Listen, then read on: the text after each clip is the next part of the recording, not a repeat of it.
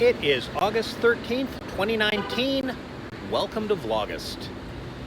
And incidentally, I didn't get much sleep last night.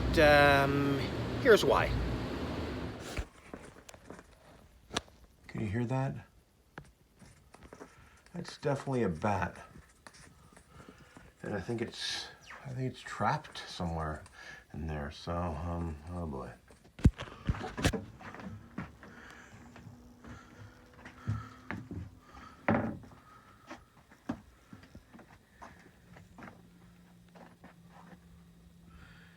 Yeah, looks like I'm trapped in there a bit. And I'm gonna have to put the camera down.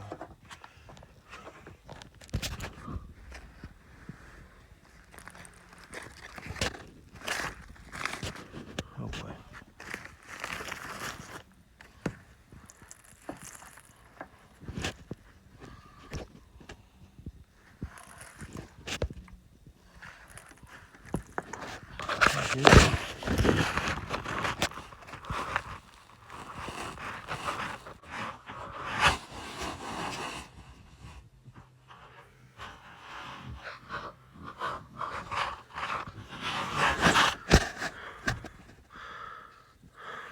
Oh boy.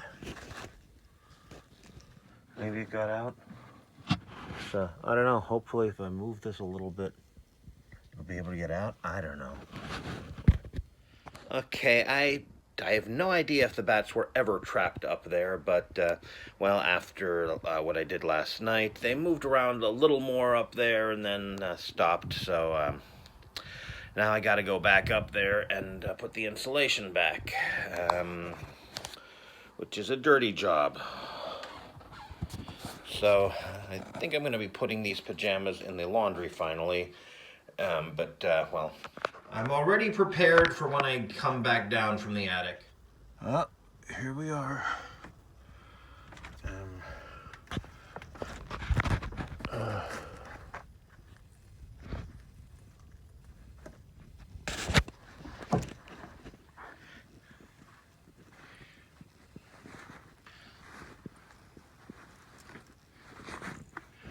There, hopefully that'll keep them out. I thought them bats was smart because they use radar. My knees were dirtier last night. How about my hands?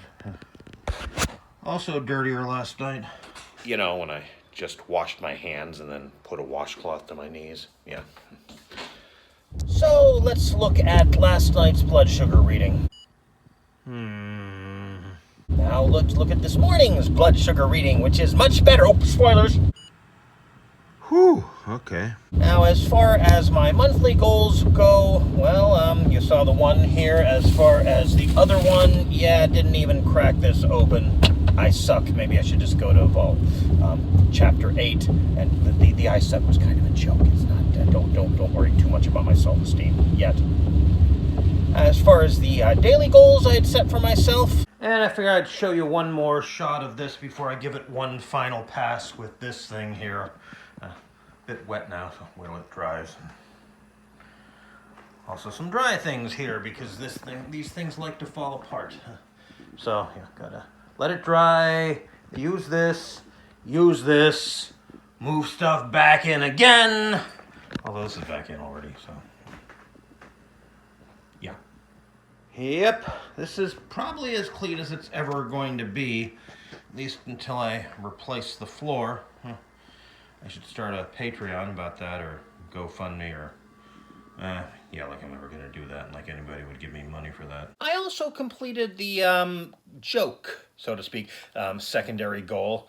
I did, finish the commentary for Planet Terror, and, I think it bears something in common with Ghostbusters Answer the Call, in that the theatrical version commentary is just the extended version commentary minus the commentary on the scenes that weren't there because it's not the extended version. And speaking about commentary for the theatrical version, look at this here. Normally they would list the extras and just the extras. Instead here they list, first of all, the playing order: Planet Terror intermission cards, the fake trailers, then Death Proof, and then the extras. So, yeah, I mean, normally you see Death Proof and you think, okay, and you see commentary, and you think, okay, that's the Death Proof commentary. No. Yeah. Also, they don't bother to list the thing that starts it, the Machete trailer. What, is that just considered part of Planet Terror? I mean, kind of, considering that the cast of the Machete trailer are listed in the end credits of Planet Terror, but still, normally, yeah, yeah. Also, I watched the extended version of Death Proof, and, well, it does have the lap dance scene, though interestingly, it does cut off right near the end, so we're missing like 2 seconds of it. Speaking of cut scenes, and I'm going to, well, I guess most of what I've said about these films anyway is kind of implied that my assumption that you've already watched them, but just in case, spoiler warning. Okay, in the behind the scenes, I saw this sequence where Jungle Julia, Sydney with a Y Poitier, Sydney with an I's daughter, was being ruder than she was, at least in the theatrical cut, to Stuntman Mike, and I didn't think that was a good idea because that kind of gives him a motive for killing her later on with his car. And also, it even kind of makes him a little bit sympathetic. I mean, okay, that's a little bit of an overreaction, but she was rude to him. Or at least that's the implication. Fortunately, that scene was not in the extended cut. That was cut completely, so good job, Quentin. Thank you. As for today's goal, well, remember Saturday's video about going to the store that used to be a Radio Shack, but them closing earlier on Saturday than I thought, and talking about how Radio Shack isn't in business anymore? Well, I was informed that there is at least one Radio Shack apparently still open at the Gateway Travel Plaza in Breezewood, PA, and so I thought, let's find out if that's true. I went to their website, and it seems to be there, and it had a link to Radio Shack's website, and that didn't open. That's not available. But so it could be a 2-hour drive. It's a 1.5-hour drive if you take the turnpike, and well, I got one of these, so let's take a look. Big easy pass, so let that guy through. Now we go through. Yep, I'm through now. Hope I did that right. Right, keep left to east, right? Look, there's a billboard. It doesn't actually say Gateway, does it? Dang. Okay, there we go. Wait, is that what it's advertising? Actually, no, because I'm supposed to turn in 4 miles, I think. I don't know. There's another breeze. I should probably actually zoom in on that, but on right, I kind of can't because, Hardee's billboard. I wonder if that Hardee's is still there. Well, I'm not eating there anymore, not since Carl's Jr. took over. If that's what Carl's Jr. tastes like, how come they remained in business for so long and are still in business? We gotta take back some of the crap I said about McDonald's. Yeah, that white thing there, dangerous. Okay, we're just coming up here, I think. I'm on the right side of the road. The correct side of the road. I just passed it, didn't I? Okay, here we go. Did that guy have his turn signal on? I don't think he did. I guess he did. Huh. Here it is. Yeah, very dramatic. Yeah, does any of those signs say Radio Shack? Don't see Radio Shack anywhere, but are these all food?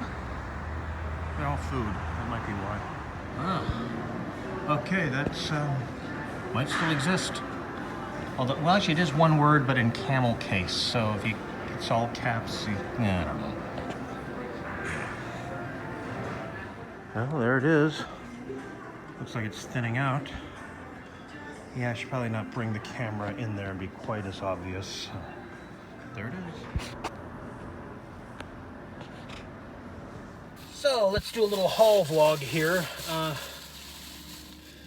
This is, of course, the electronic contact cleaner, although I think I have a different off. Actually, this may just be the same brand as the other thing I have that's just not Radio Shack labeled, and also I've got soldering iron tips here. I hope they're the right size. I guess I'll find out. Maybe I'll insert some footage of me testing that.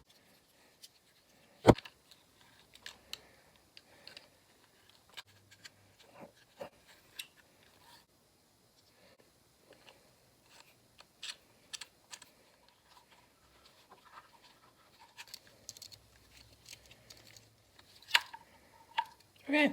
And I was tempted to buy a cigarette lighter popcorn popper, but I didn't. Yeah, I think this is probably similar to Vox Electronics, except that they never stopped being a Radio Shack until Radio Shack stopped it. So they still got the sign, and they still got stuff there, but I wonder if they're able to restock. They also had a whole bunch of stuff that wasn't Radio Shack, like pet stuff. And although I don't know, I've noticed a lot of Radio Shacks, especially a lot of Radio Shacks weren't just Radio Shacks back when they were Radio Shacks. So I think it just might be that they still have some of the stuff and they still have the signs. But wait, and the bags, I guess. Actually, let's see what the. Well, it does say Radio Shack at TA Breezewood, but I don't know. Maybe. I really don't know how it works with Radio Shack anymore. Maybe I should ask John Oliver. Oh, one thing I forgot to mention, they did not have any LEDs, or for that matter, relays or potentiometers, or basically any of the other little things that Radio Shack might generally have if they were still around in the true sense. And of course, I didn't get back home until, well, you notice how the open sign is off?